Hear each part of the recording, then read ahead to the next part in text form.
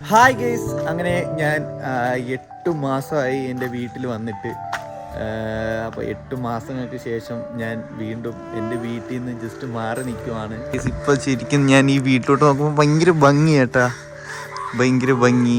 എന്താണെന്നറിയില്ല, ഇതുവരെ ഇല്ലാത്തൊരു ഭംഗി.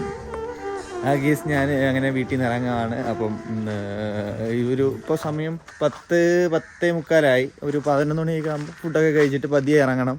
അപ്പം ഇറങ്ങാൻ പോവുകയാണ്. അപ്പം ഉമ്മായും പപ്പായും എല്ലാവരും ഒന്നും ഇവിടെ ഉണ്ട്. ഉമ്മ എന്തൊരു പെട്ടെന്നൊരു പത്രവായന അല്ല ഇത് ഞാൻ വന്ന ഡേറ്റ് നോക്കിയത്. ഞാൻ ഇപ്പോൾ എത്ര മാസമായി വന്നതെന്ന് ജസ്റ്റ് നോക്കിയപ്പോൾ എനിക്ക് തോന്നുന്നു ഞാൻ ഏപ്രിലാണ് വന്നതെന്ന്.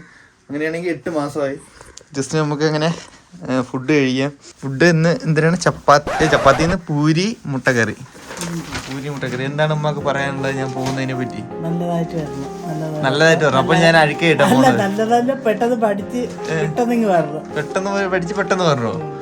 അത് നടപ്പുള്ള കാര്യമാണോന്ന് അറിയാൻ പറ്റത്തില്ല. 3 മാസം ചിലപ്പോ 3 വർഷമൊക്കെ ആയെന്നിരിക്കും. ഓക്കെ, ഒന്ന് ആലോചിക്കട്ടെ ഞാൻ. അപ്പൊ ഇവിടെ അപ്പൊക്കെ എന്താണ് പറയാനുള്ളത്? ഈ ഒരു 8 മാസം എങ്ങനെ ഉണ്ടായിരുന്നു? 8 മാസം നല്ലതായിരുന്നു. എല്ലാവരും ഒരുമിച്ച് എല്ലാ കാര്യങ്ങൾക്കും നല്ല ഇതായിരുന്നു. ഇതുപോലെ തന്നെ മുമ്പോട്ട് പോകണം.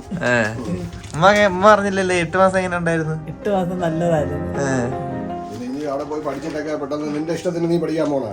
അപ്പൊ നിന്റെ ഐഡിയ പൂർവ്വം പെട്ടെന്ന് പഠിച്ചിട്ട് പെട്ടെന്ന് അതിൻ്റെതായ കാര്യങ്ങൾ മുന്നോട്ട് നീക്കണം. ഓക്കെ. പല്ലേക്കുമ്പോ അവൻ എണീറ്റുള്ള അവൻ പല്ലേക്കാൻ പോയിട്ടുണ്ട്. അപ്പൊ നമുക്ക് എന്തായാലും കാപ്പി പിടിച്ചിട്ട് വരാം. അങ്ങനെ ഞാൻ എന്താ ഇതെടുത്ത്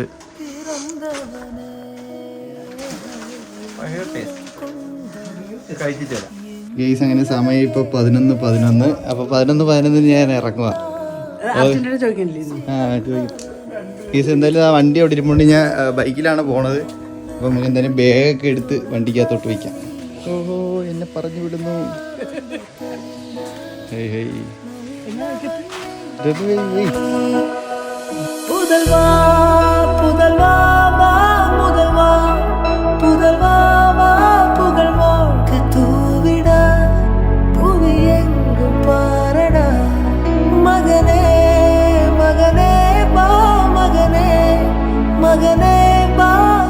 അങ്ങനെ ഞാൻ ഇറങ്ങുവാണ്. പോട്ടെ.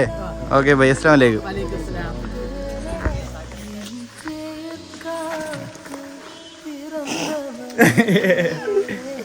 അത് പോയിട്ട് കേട്ടാ. ഓഹോ, എടാ പോണേ ശ്രീകുട്ട കറിയോ? എല്ലാം പോട്ടിരാവേ. ബൈ. അപ്പം ന്യൂ ഇയറിന് കാണാം. ഞാൻ എന്തായാലും പോയിട്ട് ഞാൻ പെട്രോളൊക്കെ അടിച്ചിട്ട് ഇറങ്ങിയിട്ടുണ്ട്. ഞാൻ 700 രൂപയ്ക്കാണ് അടിച്ചത്. പക്ഷെ കറക്റ്റ് 700 രൂപയ്ക്ക് അടിച്ചപ്പോഴത്തേക്ക് ടാങ്കും ഫുള്ളായി, അതുപോലെ മീറ്റർ ഫുള്ളായി കേട്ടോ. അപ്പോൾ നമുക്കിനി എന്തായാലും നേരെ എറണാകുളം. അങ്ങനെ ഞാൻ റൂമിലെത്തി. വരുന്ന വഴി ഞാൻ ഫുഡൊക്കെ കഴിച്ചിട്ടാണ് വന്നത്. ഇപ്പൊ റൂമിലൊന്ന് കയറിയതേ ഉള്ളൂ. വന്ന് ഉമ്മയൊക്കെ വിളിച്ച് എത്തി എന്നൊക്കെ പറഞ്ഞ് ജസ്റ്റ് ഒന്ന് കിടക്കണം. നല്ല ക്ഷീണമുണ്ട്. കാര്യം ഏകദേശം 200 കിലോമീറ്റർ ബൈക്കിൽ ഡ്രൈവ് ചെയ്ത് വന്നതിൻ്റെ ഒരു ക്ഷീണമുണ്ട്. പിന്നെ റോഡ് ഫുൾ ശോകമായിരുന്നു. ഇപ്പോൾ ഞാൻ എന്തായാലും വന്നിങ്ങനെ റൂമിൽ കയറി ഇങ്ങനെ ജസ്റ്റ് ക്യാമറ ഓണാക്കി വീഡിയോ എടുക്കുകയാണ്. എല്ലാം പെട്ടെന്നായിരുന്നു കേട്ടോ. ഏകദേശം 3 ദിവസം കൊണ്ടുള്ള തീരുമാനം. ഞാൻ എന്താ ഇവിടെ എറണാകുളത്ത് എത്തിയിട്ടുണ്ട്.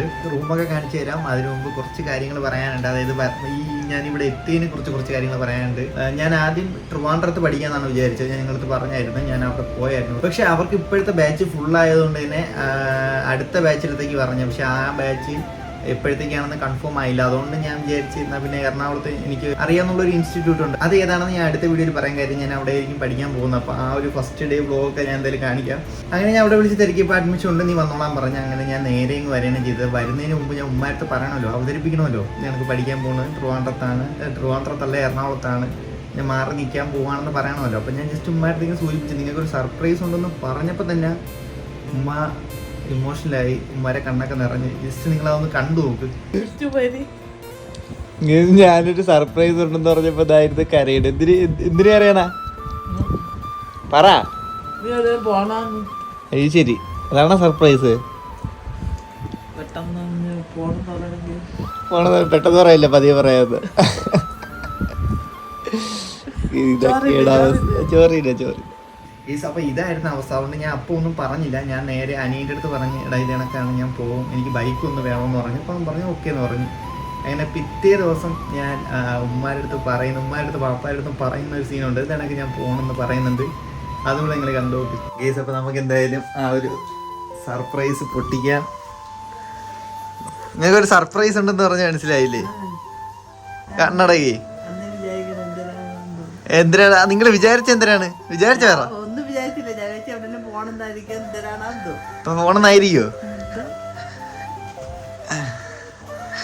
കണ്ണട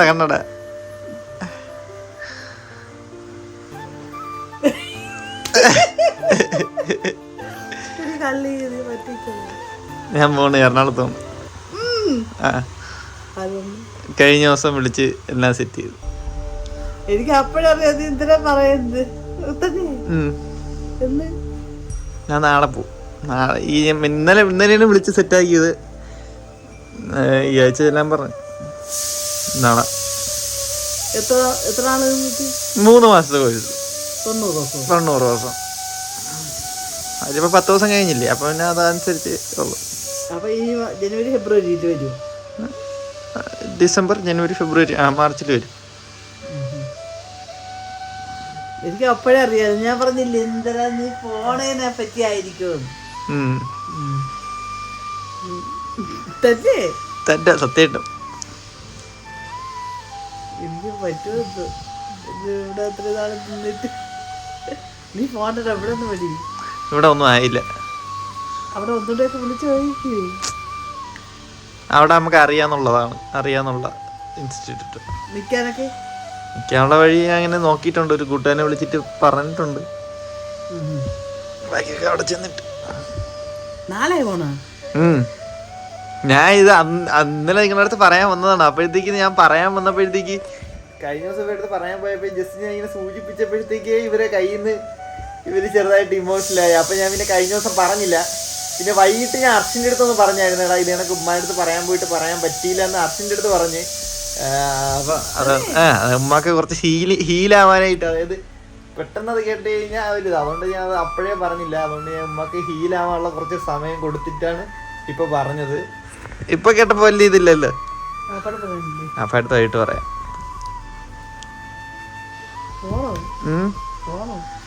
ഞാൻ പോയി 3 മാസല്ലേ. പോയി ഇതേ വരും. 3 മാസമല്ലേ ഉള്ളൂ, വർഷം ഒന്നുമില്ലല്ലോ. അത് 1 മാസം തീരാറായി. ഈ മാസം ഇപ്പൊ തീരാറായി. ജനുവരി ഫെബ്രുവരി കഴിയുമ്പോ തീരും. പിന്നെ മാർച്ചിലാകുമ്പോ വരാം. ആ സമയമാകുമ്പോ വരെയും ചെയ്യാം. ഓക്കെ അല്ലേ? കൂളല്ലേ? അത്രേ ഉള്ളൂ. ഗെയ്സ് അങ്ങനെ വാപ്പ വന്നിട്ടുണ്ട്. അപ്പൊ നമുക്ക് വാപ്പാരുടെ അടുത്തൂടെ ആ കാര്യങ്ങൾ പറയാല്ലേ അല്ലേ? അപ്പൊ ഞാൻ നാളെ മറ്റന്നാളെ എറണാകുളത്തോട്ട് പോകും. മറ്റേ കോഴ്സിന്റെ കാര്യത്തെ എറണാകുളത്ത് സെറ്റായി. അപ്പൊ പിന്നെ അറിയാന്നുള്ള അടുത്ത് നമ്മൾ തിരക്കി അവിടെ പോവാന്ന് വിചാരിച്ച്. 3 മാസത്തെ കോഴ്സ് ഇപ്പൊ 10 ദിവസം കഴിഞ്ഞില്ലേ? അപ്പൊ ഈ മാസം ഡിസംബർ ജനുവരി ഫെബ്രുവരി മാർച്ചിൽ വരാം. 2 മാസം 2.5 മാസം. പെട്ടെന്ന് വെറുതെ നിന്ന് സമയം കളയാതെ അതങ്ങ് പോവാന്ന് വിചാരിച്ചു. ഓക്കെ. ഉമ്മാക്ക് നല്ല വിഷമമുണ്ടായിരുന്നു കേട്ടാ. വരുന്നത് വരെയും നല്ല വിഷമമുണ്ടായിരുന്നു. കാര്യം ഇത്രയും നാൾ കൂടെ നിന്നിട്ട് ഞാൻ പെട്ടെന്ന് പോകണമെന്ന്, അതും പെട്ടെന്ന് പോകണമെന്ന് കൂടെ പറഞ്ഞപ്പം ഈ വ്ളോഗ് കാണുമ്പോൾ ഉമ്മ ചെറുതായിട്ട് കണ്ണ് നിറയാതെ വീഡിയോ കാണൂലെന്ന് എനിക്കറിയാം. അതെനിക്ക് ഇവിടുന്ന് മനസ്സിലാവും. എന്തായാലും ഞാൻ ഉമ്മയെ ഇടയ്ക്കിട്ട് ഇങ്ങനെ കളിയാക്കിക്കൊണ്ടിരുന്നു. ഞാൻ പോവും, ഇന്നും കൂടെ ഉള്ളു, നാളെ കാണാം എന്നൊക്കെ ഇങ്ങനെ പറയും. ഞാൻ എപ്പോഴും വീട്ടിലുണ്ടല്ലോ. അപ്പം അങ്ങനെയൊക്കെ പറഞ്ഞുകൊണ്ടിരുന്ന് കളിയാക്കി. അത് ചെറിയൊരു വീഡിയോ ഞാൻ എടുത്ത് വെച്ചിട്ടുണ്ട്, നിങ്ങൾ നോക്ക്. ഇതങ്ങനെ ചോളമൊക്കെ പൂത്തെന്നൊക്കെ പറഞ്ഞതോ ഉമ്മ പറഞ്ഞു. മുഖത്ത് സങ്കടമാണ് കേട്ടോ. സങ്കടം ഒളിപ്പിച്ച് വെച്ചേക്കാണ്. കരച്ചിലായിരുന്നു. ഒരു പാട്ട് പാടി കേൾക്കണ്, സൗണ്ട് കേൾക്കണ്ട്.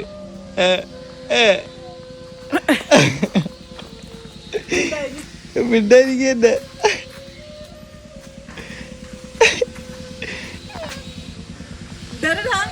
ഒന്നുമില്ല.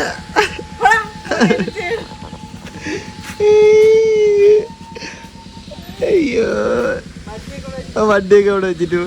പിന്നെ പിന്നെ അതൊക്കെ കഴിഞ്ഞ് ഞാൻ നേരെ പയ്യന്മാരടുത്തും പറഞ്ഞിട്ടില്ലായിരുന്നു, പഠിക്കാൻ പോകുന്ന ട്രിവാൻഡ്രത്താണ് പോകണമെന്നാണ് പറഞ്ഞിരുന്നത്. ജസ്റ്റ് അവന്മാർക്കും കല്ലറ പോയ സമയത്ത് അവന്മാരടുത്ത് ബാഗൊക്കെ മേടിക്കാൻ പോയായിരുന്നു. അങ്ങനെ ബാഗൊക്കെ മേടിച്ച് അവന്മാരടുത്ത് ഞാൻ കാര്യം പറഞ്ഞായിരുന്നു.